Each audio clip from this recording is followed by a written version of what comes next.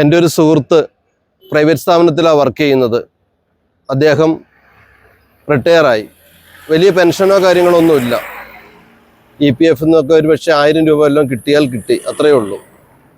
Pension ശേഷം സാമ്പത്തികമില്ലാതെ അദ്ദേഹം വല്ലാതെ ബുദ്ധിമുട്ടി. ഒരു ചായ കുടിക്കാൻ വരെ തൻ്റെ കുടുംബത്തിലെ മറ്റംഗങ്ങളുടെ മുന്നിൽ കൈനീട്ടേണ്ട അവസ്ഥ വന്നു. വല്ലാത്ത അപമാനം അദ്ദേഹത്തിന് നേരിടേണ്ട വന്നു.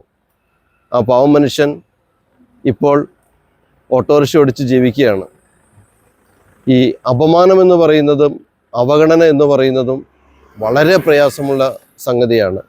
അതുകൊണ്ട് ജോലി ചെയ്യുമ്പോൾ നമുക്ക് നല്ലൊരു ചായ കുടിക്കാൻ തോന്നിയ ആ ചായ കഴിക്കുക, യാത്ര പോകാൻ തോന്നിയ യാത്ര പോകുക, ഒരു ചെറിയൊരു പൈസ മിച്ചം വയ്ക്കുക.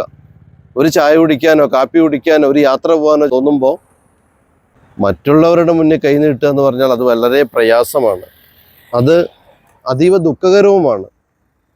അതുകൊണ്ട് ഇത്തിരിയൊക്കെ ഒന്ന് കൈ പിടിക്കണം കേട്ടോ. Be happy, be careful.